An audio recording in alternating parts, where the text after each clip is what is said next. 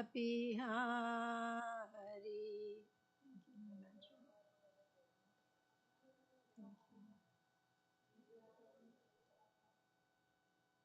Gopi Jana Balapa Giri Paratari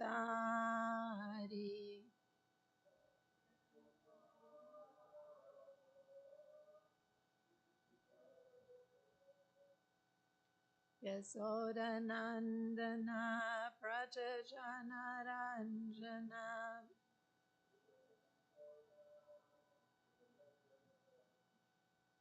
Yamuna Tira Panachari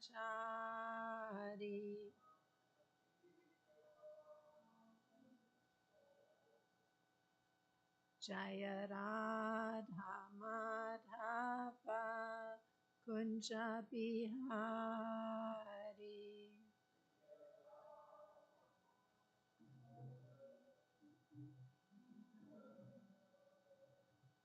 Gopi Jana Balapa Giri Paradari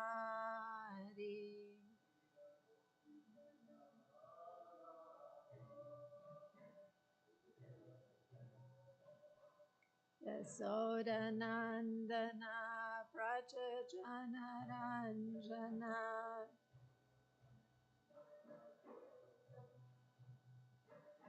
Yamuna Tira Panachari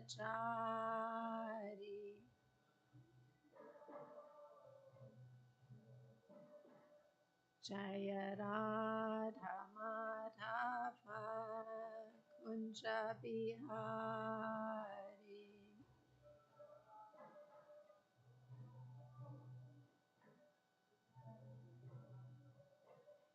Gopi Jana Vallabha Giri Varadari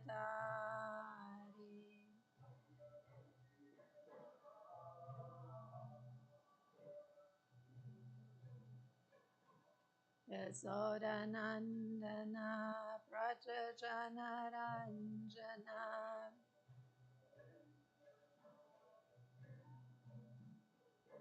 Yamuna Tira Panachari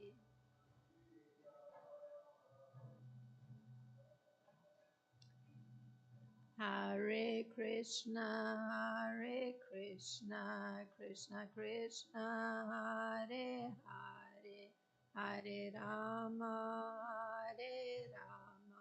Rama Rama, Hare Hare.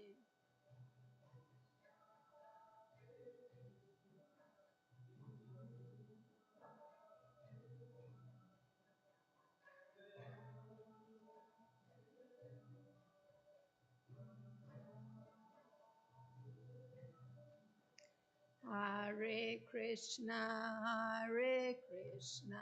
Krishna Krishna, Hare Hare, Hare Rama,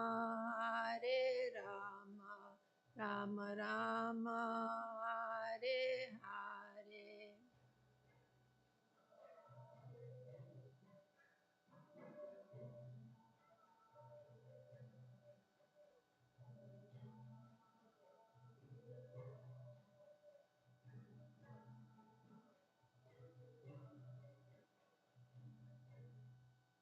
Kishore Kishori ki jai, Jagannath Baladev Subhadra Marani ki jai, Gonitai ki jai, Srila Prabhupada ki jai.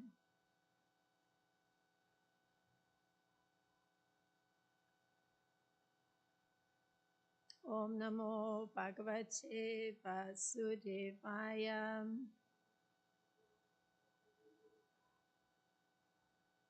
Om Namo Bhagavate Vasudevaya.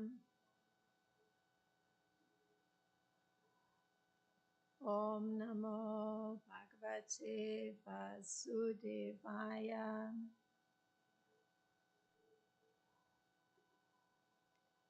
Good morning. We're reading from Canto 10, Chapter 87, Text 24. 10:87:24.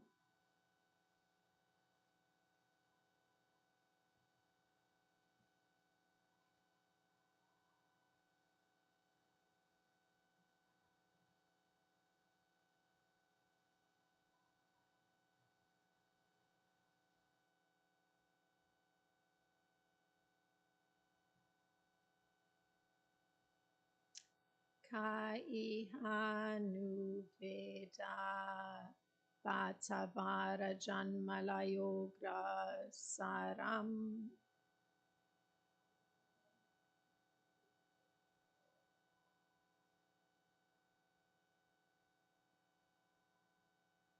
Yata Udagadri Shiryananu Devagana Upayam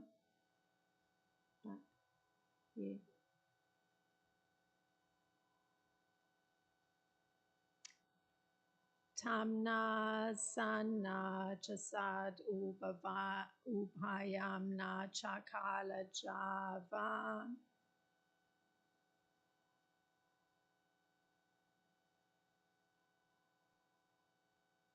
Kimapi Na Tatra Shastram Avakrishya Saita Yada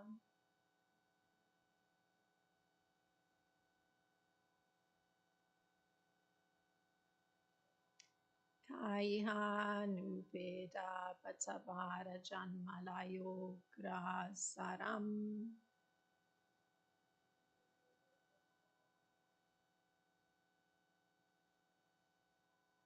Yatau Dagadri Shiryam Anudevagana Upaye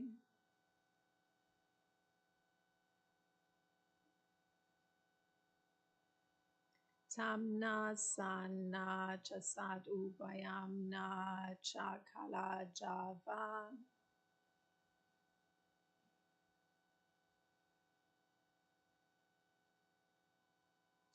Kimapi Na Tatra Shastram Avakrishya Saita Yada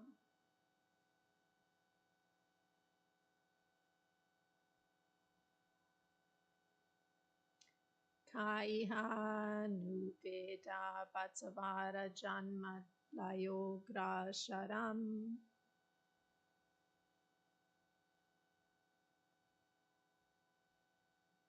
Yata Udagadri Shiryamanu Devagana Upaye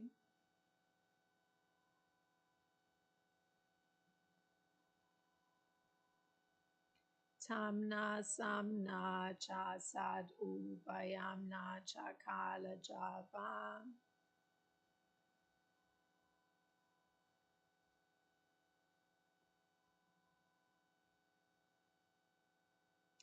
Kimapi Na Tatra Shastram Avikrishya Saita Yada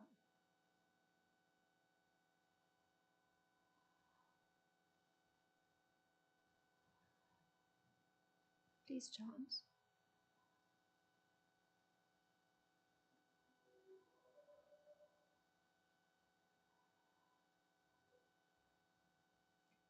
Kaihanu Veda Patavara Janmalayo Grasaram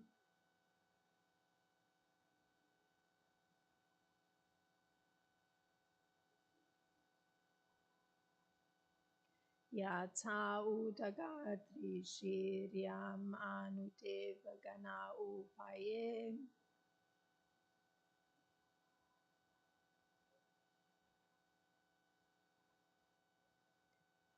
Tamna Sanna Chasadu Bayamna Chakala Java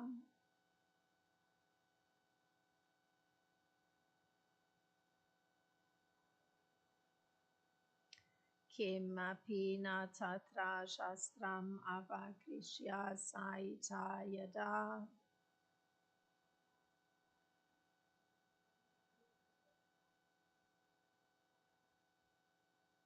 Kaihanu Veda Patavara Janmalayo Grasaram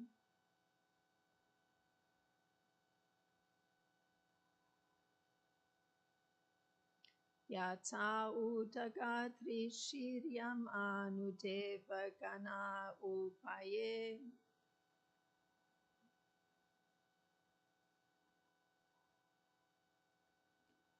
Tamnach Sannach Sad Upayam Chakala Java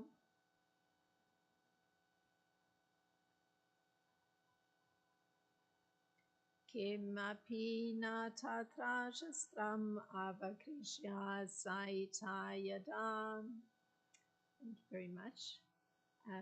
The word for word, ka,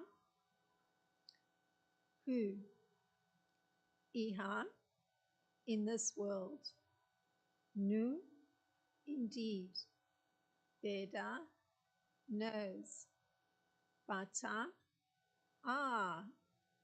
avara, recent, janma, whose birth, laya, and annihilation,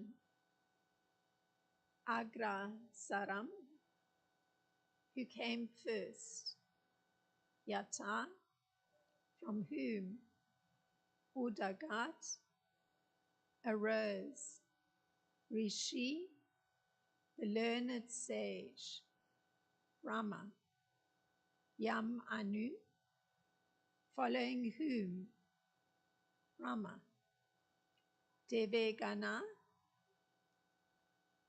the groups of demigods, upaye, both those who control the senses and those who live in the regions above the heavenly planets. Tari, at that time, na, no, sat, gross matter, ha, na, no, cha, also, asat, subtle matter, ubayam, that which is composed of both, namely the material bodies. Nacha, nor, kala, of time, java, the flow, kim apina, none at all, tatra, there, shastram, authoritative scripture, avakrishya, withdrawing, saita, the Supreme Lord, lies down, yada, when, and the translation, the BBT translation, everyone in this world has recently been born and will soon die. So how can anyone here know him who existed prior to everything else and who gave rise to the first learned sage, Brahma, and all subsequent demigods, both lesser and greater? When he lies down and withdraws everything within himself, nothing else remains, no gross or subtle matter or bodies composed of these, no force of time or revealed scriptures. That's a Shruti talking. And the BBT purport, drawing quite a bit from Srila Vishwanath. Here, the Shrutis express the difficulty of knowing the Supreme. Devotional service or bhakti yoga as described in these prayers of the personified Vedas is the surest and easiest path to knowledge of the Lord and to liberation. In comparison, the philosophic search for knowledge known as jnana yoga is very difficult. Favored though it is by those who are disgusted with material life, but still unwilling to surrender to the Lord. As long as the finite soul remains envious of the Lord's supremacy, the Lord does not reveal himself.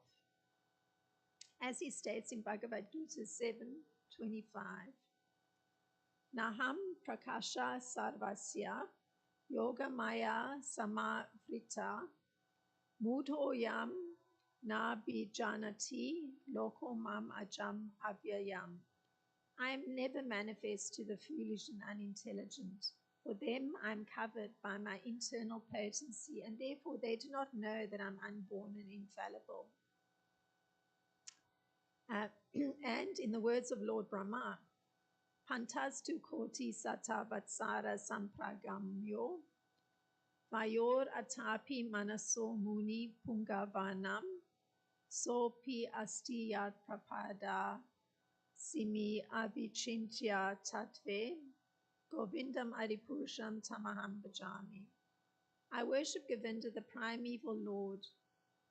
Only the tip of the toe of whose lotus feet is approached by the yogis who aspire after the transcendental and betake themselves to pranayam by drilling the respiration, or by the Gyanis who search out the undifferentiated Brahman by the process of elimination of the mundane, extending over thousands of millions of years.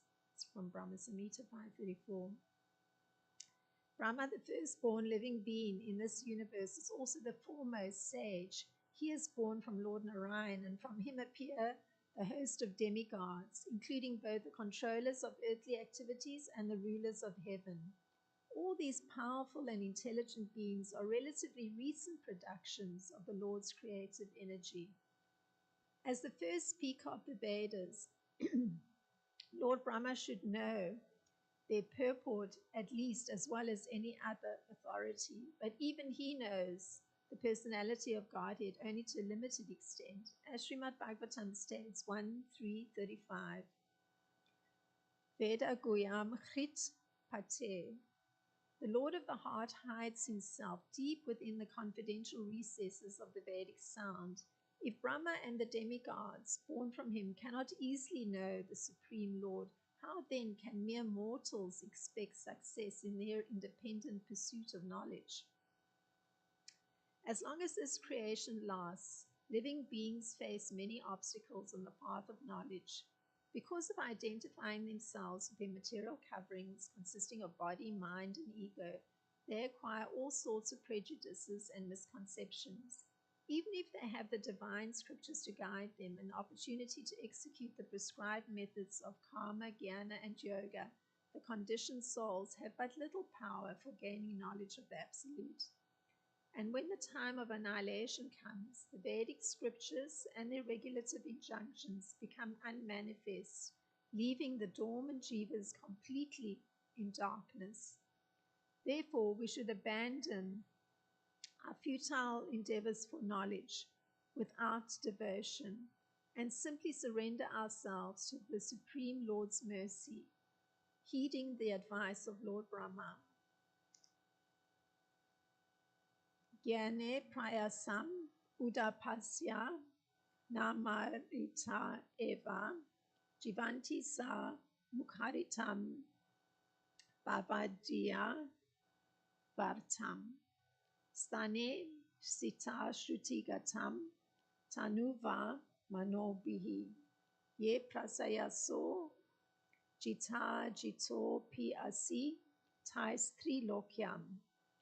Those who, even while remaining situated in their established social positions, throw away the process of speculative knowledge, and with their body, words, and mind offer all respects to descriptions of your personality and activities, dedicating their lives to these narrations, which are vibrated by you personally and by your pure devotees, certainly conquer your lordship, although you are otherwise unconquerable by anyone within the three worlds. That's from Bhagavatam 10.14.3. In this regard, the Taittiriya Upanishad 2.4.1 refers to the Supreme as Yato Vacho Nivartante Aprapya Manasa Saha, where words cease and where the mind cannot reach. The Upanishad 4 states, Ane yad ekam manaso javyo naita deva apruvam purvam arshat tad davato nyam adyet tishsat tasmina po matarishva dadati. Although fixed in his abode, the personality of Godhead is more swift than the mind and can overcome all others running. The powerful demigods cannot approach him. Although in one place he controls those who supply the air and rain, he surpasses all in excellence.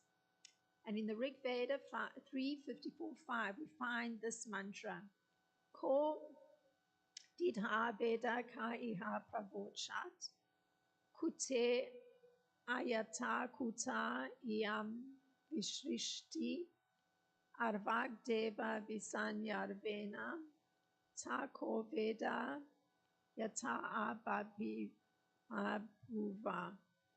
Who in this world actually knows, and who can explain whence this creation has come? The demigods, after all, are younger than the creation. Who then can tell whence this world has come into being?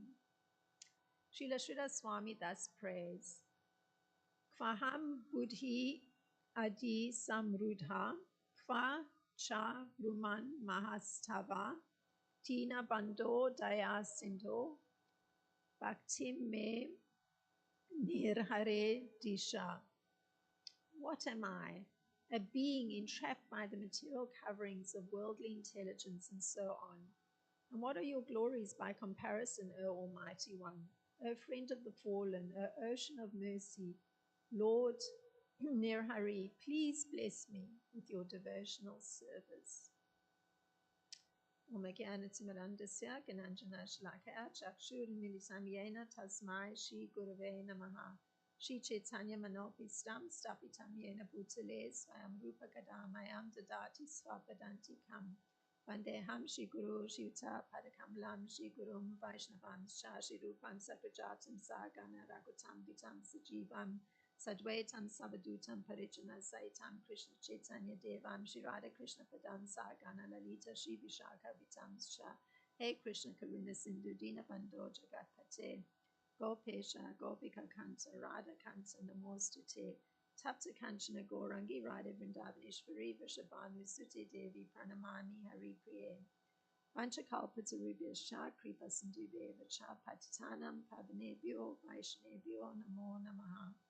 Namo Vishnupadaya Krishna Krishnaya Bhutale Shrimati Ramapada Swami Iti Namine Namo Vishnupadaya Krishna Krishnaya Bhutale Shrimati Bhaktivedanta Swami Iti Namine Namaste Saraswati Deve Gauravani Pracharine Nivishesha Sunyavadi Pashacha Deshatarine Jai Shri Krishna Chaitanya Prabhu Nityananda Shri Advaita Gadadhar Shivasadi Gaura Bhakta Vrinda. Hare Krishna, Krishna Krishna, Hare Hare, Hare Rama, Rama Rama, Hare Hare. It's a very extensive purport to this verse. So I'll read the translation once again. This is one of the Shrutis talking.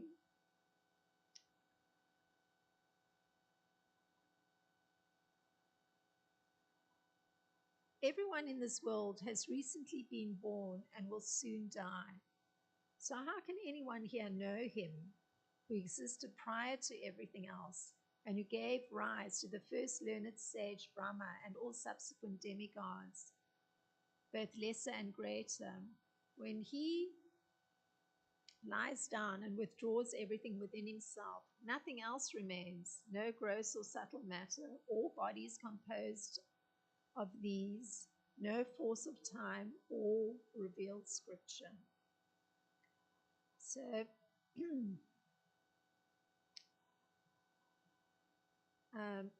looking at Acharya's commentary on this text that we're looking at today,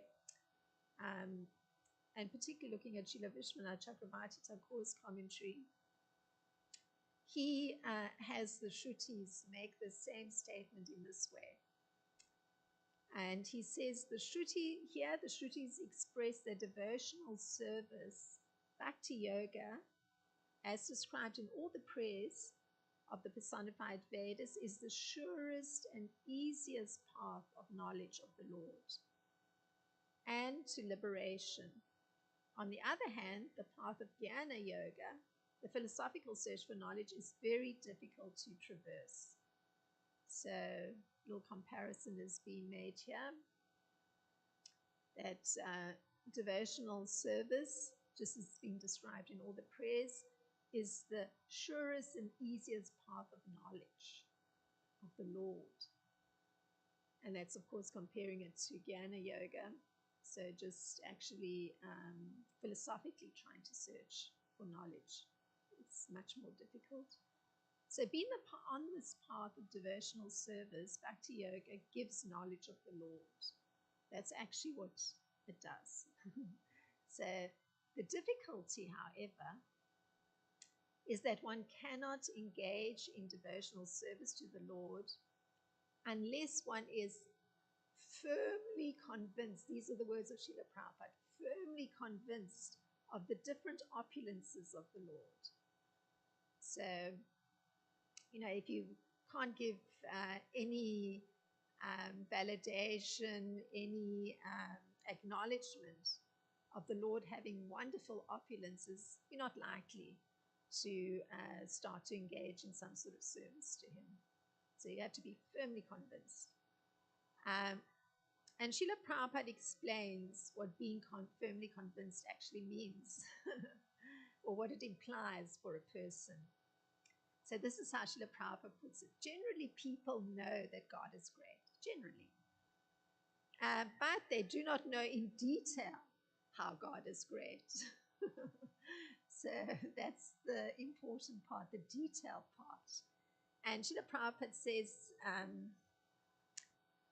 he's saying this, that, the details are very important. So Lord Krishna himself gives the details. So he's giving the details about himself. So this is what Lord Krishna says. The 7 great sages, and before them the 4 other great sages, and the Manus, the progenitors of mankind, come from me, born from my mind, and all the living beings populating the various planets descend from them. So what a significant statement. That's profound detail. So that's from Bhagavad Gita 10.6. So there's a genealogical sequence that's been given. So out of the energy of the Supreme Lord, all the 7 great sages, and before them 4 other great sages, names Sanaka, Sananda, Sanatana, and Sanat Kumar, and the Manus, they all came to manifest themselves, but it's from the energy of the Supreme Lord. So in fact, there are 25 great sages, and they're known as the patriarchs of the living entities all over the universe. And of course, in addition, there's innumerable universes, and each planet is full of populations of different varieties. So, in our simple Earth world, there's this thought of, is there anybody living in the moon? Or there can't be anybody residing in the sun. But and this is just one little universe. But in fact, within each universe and each planet, it's full of populations. This is what the Vedas are saying. And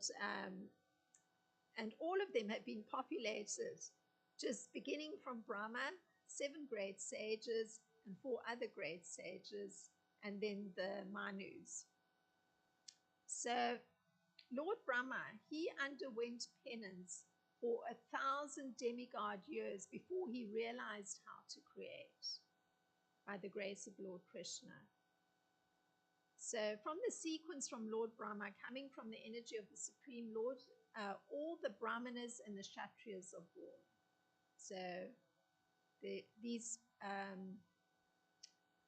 progenitors of mankind, is from them that the Brahmanas and the Kshatriyas are coming. And Krishna is known as Prapitamaha, the father of the grandfather. And Lord Brahma is known as Pitamaha, the grandfather. And this is coming from a statement made in Bhagavad Gita in 11:39, where Arjuna says, you are Brahma, the first living creature, and you are the great-grandfather. So that's how we understand it. So building on this topic of knowledge of the Lord, the Shrutis make an observation, and it's followed by a question. So they say, oh Lord, the men in this world are relatively recent productions. So how can they completely know you who existed before all? So that seems a logical question. Each of us is coming from a certain family lineage. So one may not know one's great great great grandfather or great great great grandmother. So we're the more recent population. So it's a similar idea. If we a more recent production from these progenitors, then how are we actually going to be actually able to know the Supreme Lord, the origin? It's like way back. So that's a question that the Shrutis pose. And they continue, besides, from you first appeared the Vedas, which is the source of whatever little knowledge can be had about you. So that it was said in the purport, this one little phrase, Veda Guyanti Hrit Pate. And so this is their question. There's these Vedas also, they also appeared from the Supreme Lord. And whatever knowledge about the Supreme Lord, like you're trying to access who's that origin, you'd have to refer to the Vedas. And there's some little knowledge there. This is how the Shrutis put it. And they are referencing also a statement made by Srila Sutta Goswami in Srimad Bhagavatam 1.3.35, where he is speaking and he says, learned men describe the births and the activities of the unborn and inactive, which is undiscoverable even in the Vedic literature. He is the Lord of the heart. So he's giving a description of what you can find in the Vedas. Their learned personality who are describing the birth and activities of Lord Krishna, who's the unborn, inactive, who's undiscoverable. He's not fully discoverable in the Vedic literature because he's the Lord in the heart. That's actually how he gets discovered. So according to this statement from Srila Sutta in the Srimad Bhagavatam, even the Vedas are searching after the Lord. This is the interesting part. And the reason Srila Vishwanath has the Shrutis give for the Vedas having some little knowledge about the Lord is that he hides himself deep within the confidential recesses of Vedic sound. So he's discoverable as the Lord in the heart, and even the knowledge that's in the Vedas, he's hidden, just like he's hidden in the heart, he's hidden within the recesses of the Vedic sound. So you discover him through sound, but it's like a deep recess, he's within there. So the Omkara, or the Pranav, the transcendental sound at the beginning of every Vedic hymn, addresses the Supreme Lord. So the Vedic, he's hidden within the Vedic hymns, but right in the beginning, one's addressing him. So that in that sound, the Omkara. So at this point, it should be interesting to note, because right in the beginning, a comparison was made between acquiring knowledge through just philosophically trying to acquire knowledge, or actually going through the path of recognizing the Lord's opulences and proceeding with some service to him. So it's interesting to note that the impersonalists or the Gyanis, they're actually afraid to address the Lord by his innumerable names. So somebody I know who's a very definite impersonalist will hear me say, yes, I'm a personalist. So he says, oh, so you like the personified form of. So I said, no, not the personified form.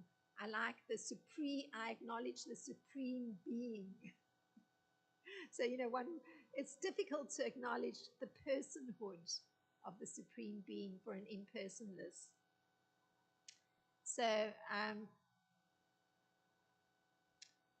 but they do like to vibrate the Omkara, the transcendental sound, the impersonalists. So this sound, by just them vibrating the Om sound, they're actually not realizing that the sound is a representation of Lord Krishna. So, like for instance, Subal gives Bhagavad Gita classes to persons that are training to be yoga teachers. And he gets the person who's running the yoga center saying to him, please chant Om. So there's a liking for the Omkara, the transcendental sound. But of course, that sound does represent Lord Krishna. And just saying the sound, because it's under the jurisdiction of Krishna consciousness, because in the Vedic hymns, there's that recognition, that acknowledgement of Lord Krishna in that way. It means that it actually brings blessings to those who know Krishna, as opposed to those who do not know Krishna. So Lord Krishna reiterates the position of those who go on this path to get knowledge of him. And this is how Krishna puts it. One who's factually convinced of the opulences and mystic power of Krishna, of mine, engage in unalloyed devotional service. Of this there is no doubt. So it requires some convincing of who Krishna is and his particular opulences. So that particular statement in Bhagavad Gita 10.7, etam vibhutim yogam cha mama yoveti tatvata so vikalpena yoga gena juyate natra samshaya. So persons who factually get convinced of the Lord's glories come to be so convinced from the descriptions of Srimad Bhagavatam and Bhagavad Gita. That's how you get convinced, because it's very difficult to get knowledge of Lord Krishna. So you have to actually read. You have to hear the descriptions. And so this kind of knowledge is required to convince oneself of the opulences of the Lord. And the conviction in turn, the conviction grows as you read over and over again more about the Supreme Lord and what he has to say about himself. That conviction allows one to accept Lord Krishna. And the faith grows. And then one becomes engaged in devotional service.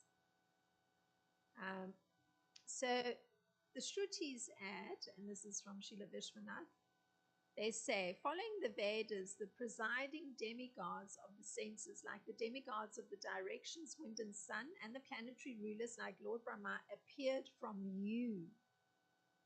Certainly those who have appeared even more recently then cannot easily know you. So again, that same idea, they're really drumming on that idea that, we're so far separated from the Supreme Lord, so it's very difficult to know him. So one of the statements from Srimad Bhagavatam, since that's the whole point, that one actually needs to read the descriptions of the Lord, so one of the statements from Srimad Bhagavatam that assists one in knowing the Lord is one which makes a distinction between the Lord and the living entity, because we want to know the difference. It's important, you want to know something about the Lord. So the Lord is generally considered the creator, and the living entities are considered the created. We've been created. Just like, earlier on the term was used, we are a later production or more recent production. So, it's like making a movie. It's a production. So then you can refer to something has been a production that was done in the 1920s or production that's done in 2025. So we are more recent production and a more recent creation of the Lord. So the Lord, whose activities are always spotless, they're always considered very pure, is the master of the six senses. So these are again making a distinction between who the Lord is and oneself. He's the master of the six senses. The seeing, the hearing, the smelling, the tasting, the touching. He creates the manifested universes. So, generally there's never a question in our earthly planet where we live, how did Mars get to be there? How did the moon get to be there? How did the sun get to be there? Why are there these 7 planets going in their orbits? Nobody asks that question. But the point is that he's actually the creator of the manifested universes, and he maintains them. Because, there has to be maintenance to allow something to keep moving and rotating. And he annihilates them. So there comes a time when, they're not there anymore. But he himself doesn't get affected by any of it. So he's within every living being and is always independent. So we heard he's hidden in the recesses of the heart. He's always independent. So an explanation is given why this is so. Because he's full in 6 opulences, meaning wealth, power, fame, beauty, knowledge, and renunciation, he's the master of all the senses and is thus transcendental to all material afflictions. So Srila Prabhupada gives a reason for the creation of the universes, for instance. So he says that Lord Krishna creates these universes in order to reclaim the living beings. Because remember, to them, they have to actually try to come to understand the glory of the Lord before they can take to serving him. But he's creating the universes so the living beings can actually try to comprehend that he's the creator of those universes, and then trying to understand his greatness, they come to serve him. So the idea is that he's creating everything in order to reclaim the living beings who are within them, and they're suffering. They're suffering. So this is might seem a little strange. Why is Lord Krishna creating universes within which the entities are suffering? And so, of course, the miseries have to do with not having made that connection with the Supreme Lord. So just being on a very material plane, suffering with one's mind, suffering from, others causing one misery, suffering from the miseries of the environment, the heat and the cold. But Lord Krishna is maintaining these universes, and in due course of time, he annihilates those universes. So the Shrutis, because this is this verse that we're looking at, they explain that a time when no knowledge can be got about the Lord. So there's a time when we're told he's trying to reclaim all the living entities, and we're told that through actually accessing the Srimad Bhagavatam or the Bhagavad Gita and constantly reading about him, we come to understand from whom we are coming. But there's also a time when it's not possible to get any more knowledge about the Lord. And this is how the Shrutis put it. At the time of dissolution, when you withdraw everything and lie down, then there is no means for the jivas who also lie down within you to acquire knowledge. So there comes a time like that. Since at that time, neither the gross elements like ether All the subtle elements like the Mahatattva are manifest, nor is there the material body or the movements and effects of time. Therefore, all that time, at that time, there is nothing, no senses, life is, and no revealed scriptures to give knowledge. So they paint the picture of the dissolution, annihilation, when Krishna decides to withdraw everything. So the intended idea of the Shrutis, especially Srila Vishwanath, just the fact that they're painting this picture, is to communicate that even though they have divine scriptures to guide them and an opportunity to execute various methods of sadhana, the conditioned souls have but little power for gaining knowledge of Lord Krishna. That's what the emphasis of the Shrutis. We have very little power, particularly to get knowledge of Lord Krishna. So when the time of annihilation comes, then even though there's no more obstructions, the Vedic scriptures and their regulative principles become unmanifest. So there's also a time when that happens. You don't get that opportunity anymore. So leaving the dormant jiva completely in ignorance of Lord Krishna. So there's that problem. Everything is wound down. It's withdrawn by the Lord. So even the Vedas are not there with their regulative principles to help one to get some understanding of Lord Krishna.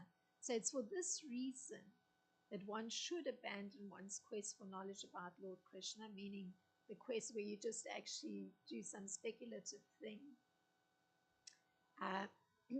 and simply engage in his devotional service. So they're putting an emphasis how, you paint the worst scenario in order to give some encouragement that there's a time that comes when you can't access the Vedas. So there's a remarkable benefit, however, if one does engage in devotional service, and that's given by Lord Krishna, and this is how he puts it. So again, there's this whole thing that one's trying to get to know him.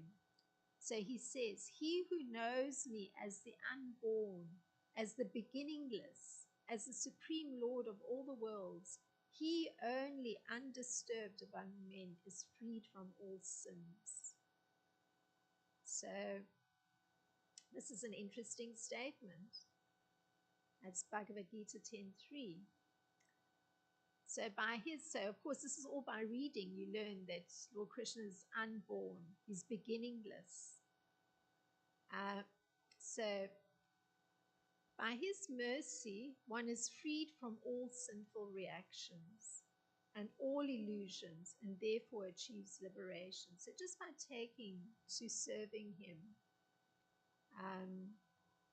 So Srila Prabhupada puts it this way: out of those actually trying to understand their spiritual situation, one who can come to the understanding that Krishna is the Supreme Personality of Godhead, the proprietor of everything, the unborn, is the most successfully spiritually realized person.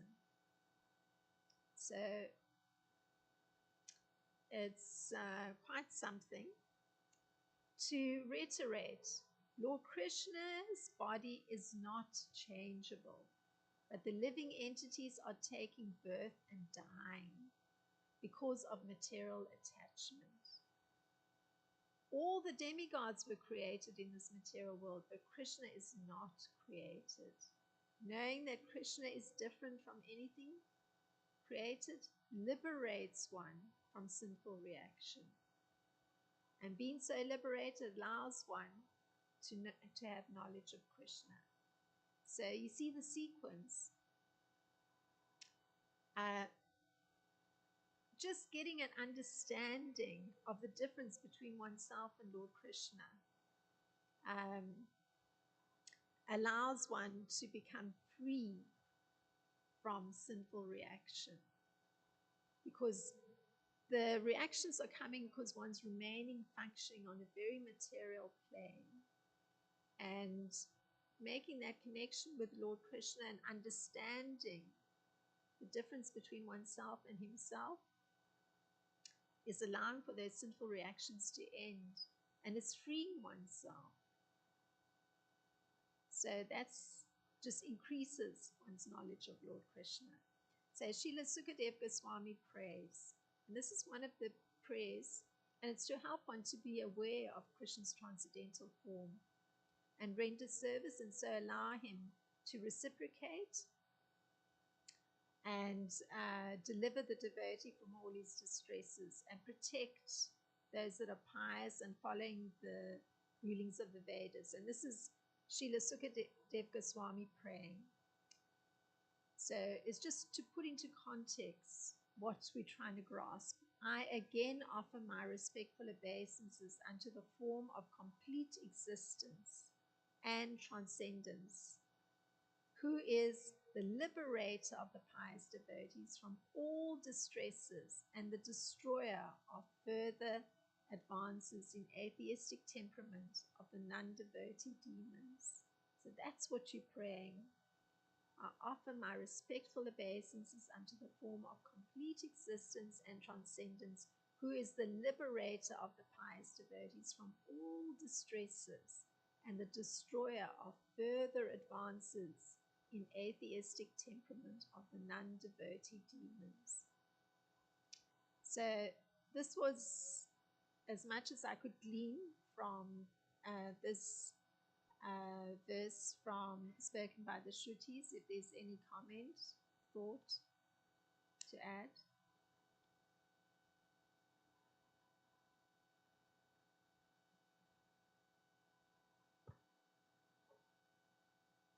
Thank you, Krishnarcana. One interesting thing is that when we speak about creation, so the Lord as a creator and everything else, including the living entities as they created, and the Lord is not created himself. So that understanding is from the perspective of the material realm, because in the world transcendence, there's no creation. It's eternal. There is no beginning. There is no end. Mm-hmm. So creation means there's a beginning. So one can assume that when the acharyas and the scriptures speaks about creation, even Krishna is speaking from the perspective of the material realm. Then there is creation, there is a creator, there is a created. So what is created, in one sense, one may understand that is the material body, like that, but the living entity is not created. But nevertheless, there is still the same type of relationship. The Lord says that everything emanates from me, my internal and external energies, so my superior and inferior energy. So we are his energy. So the relationship is the energetic and the energy, in the same way that the relation is the creator and the created. So we're depending, our existence is depending on the Lord. So it's an interesting point. Oh, that's a very nice thought to have added.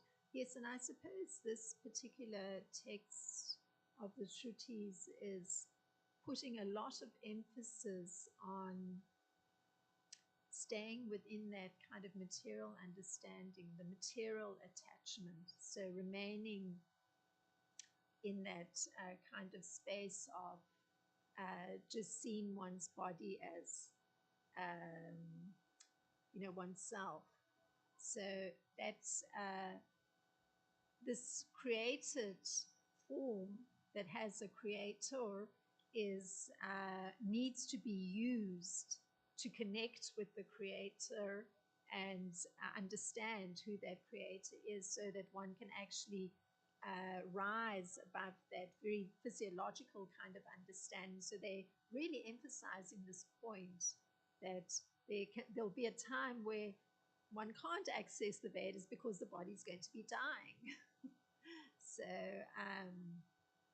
the necessity for understanding beyond just the body, because what you're pointing to as being the created is, and adding that thought of the the energy of Lord Krishna is making a connection on the spiritual plane, the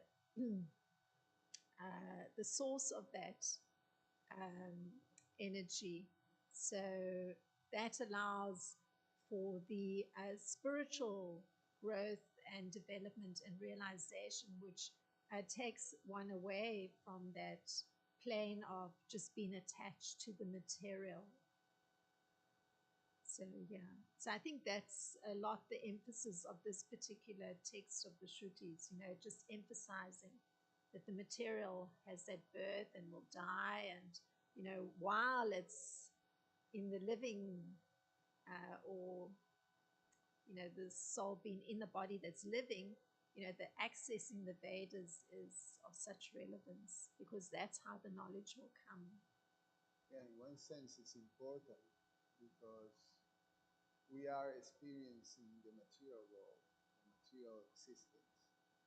And then the very confusing thing is when the Lord, so we are here as living entities, but when the Lord comes, it can be very confusing because then you see a form, we have a form, we have pastimes, we have activities, we have activities, we have relationship, we have relationships, like that.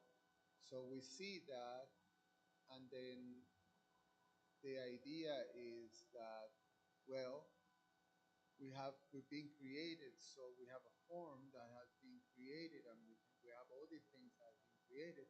So he is also created.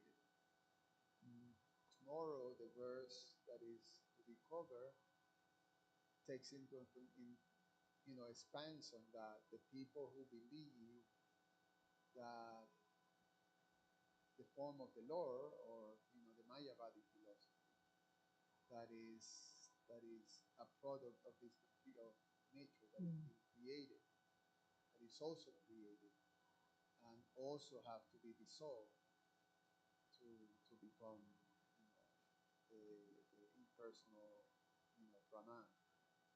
So so the idea that the Shrutis are emphasizing the difference between the Lord here in the material world and the living entities in the material world. So Lord Vishnu and the super soul, and when the Lord descends, to perform his pastimes, as Lord Krishna, Lord Balaram, Lord Chaitanya, Lord Ram. So they're not, they're transcendental. They're not created. They're creators. They're created. Yes, and it seems such a simple point, but it's such a profound point, because just having that proper understanding of the distinction allows for that shifting consciousness. And that shifting consciousness is what is allowing one to have an understanding of one's spiritual identity in relation to the Creator. Because the other one is the picture you're just painting, that idea that everything's of a material nature. So it's quite a shift to move from looking at form as material to being able to understand that form exists that is not of a material constituent, or the composition isn't material, that it's like extremely subtle, like Lord Krishna's form being made of knowledge, of bliss, and that it's eternally existent. There isn't a beginning point and an end point. So that I mean, the Shrutis are sort of using that argument of, at least in this text, that argument of like remaining stuck on that physiological aspect of form. One also has to have the understanding that that form's not going to be existing at one point. So, therefore, putting that emphasis of trying to get knowledge of that form that is of a different nature, that is the creator. So, it's there's a certain, you could say, a kind of urgency in this very simple way of trying to put an emphasis on looking on the difference between one's self with one's material form and understanding the connection of that you mentioned earlier, the energetic, and oneself being the energy. So hence looking more clearly of that connection that puts one on a spiritual plane, lifts one outside of that material way of looking at things. Yeah, that's why you made the point that in the class that Prabhupada mentioned that the difference, there, in general, people accept, religious people accept the, the personality of Godhead, but they don't have a lot of details. So the lack of details then allows the contamination and personalism. But that's why it's so important the cultivation of transcendental knowledge, or the understanding the details are important in that point. Yes, and it's through hearing. So the reading, the hearing, it's actually allowing for that shift in understanding, because it's not an immediate shift. It requires repetitive hearing and comprehending and contemplation. So it's absolutely essential to read about Lord Krishna through the Bhagavatam and his statements about himself in Bhagavad Gita, because indeed that detail is precise and exact, but it's also very difficult by the very finite mind, or as our spiritual master says, the binary processor can't exactly comprehend that. So you have to read and take in and contemplate and expand in one's thinking, because that expansion, though, is assisted because of the connection with the Supreme Lord that is of a spiritual nature, just by connecting to him. So that's what's actually going to infuse that broader understanding.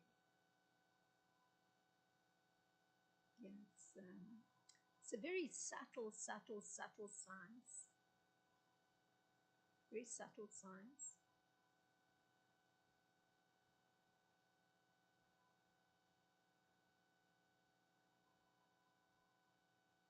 Thank you very much for your very kind attention. Srila Prabhupada Ki Jai, Srimad Bhagavatam Ki Jai.